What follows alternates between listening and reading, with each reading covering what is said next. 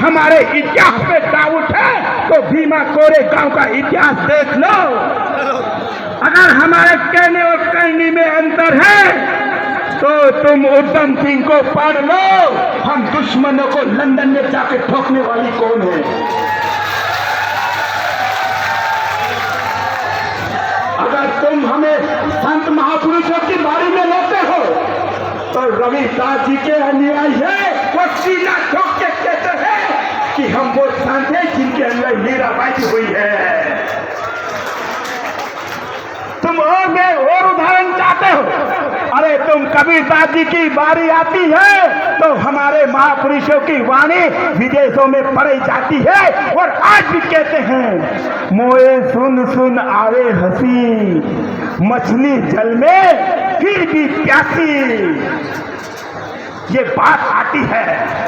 तुम बात अब बहुजनों को तुम ज्यादा दिन तक बेवकूफ नहीं बना सकते हो। अब तुम्हारी पोप लीला खत्म होने वाली है। ये कलयुग नहीं है, ये कलम का युग है। राजेश बेगा है। लेकिन तुम इसको कलयुग के बोलते हो क्योंकि कलम हमारे बाप दादा की ताकत थी, इसलिए तुम इसको कलयुग बोल नहीं, कलम का युग ना बोलते उसको तुम कलयुग बोलते हो। भैया भैया बाबा साहब ने 4 औलाद अपनी कुर्बान करी। बाबा साहब ने 4 बेटे अपने कर दिया, लेकिन बाबा साहब ने हमें वोट देने का अधिकार लाए थे। लेकिन मैं सोचता हूँ मेरी समाज बाबा साहब के बेटे की कुर्बानी भूल गई है और एक दारू की क्वार्टर में वोट बेच देती है। दारू पी के अपने वोट बैंक को बेच देते हैं, मुर्गी खा के वोट बैंक हमारा वोट दूसरे के खाते में डाल देते हैं। बाबा साहब ने 4 बेटे कुर्बानी इसलिए नहीं करे कि मेरी नालायक औलाद बड़ी होने के बाद वोट बेच देगी। मतदान और कन्यादान सोच समझ के करना चाहिए साथियों। अगर किसान की फसल बर्बाद होती है तो 1 साल बर्बाद होता है, लेकिन हमारा एक बार वोट बर्बाद होता है तो हमारा 5 साल बर्बाद करता है। साथियों, सम्मानित साथियों, वोट की ताकत को जाने, वोट की वैल्यू जाने। बाबा साहब अगर वोट का अधिकार नहीं देते, पहले के जमाने में माननीय कांग्रेस पार्टी के लोग भी कहते हैं कि गांधी की टोपी में वोट है।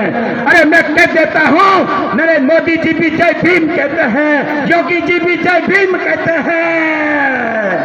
उनको मालूम है कि गांधी की टोपी में वोट नहीं है, बाबा साहब के कोट में वोट है, इसलिए वो भी जय भीम कहते हैं। वोट की ताकत समझे। अरे वोट में वो पावर, वोट में वो शक्ति है। अगर वोट में ताकत नहीं होती तो योगी आदित्यनाथ जी गोरखपुर का मंदिर छोड़ के उत्तर प्रदेश के सीएम नहीं बनते, क्योंकि उनको पता है कि राजनीति में ताकत है, राजनीति में पावर है।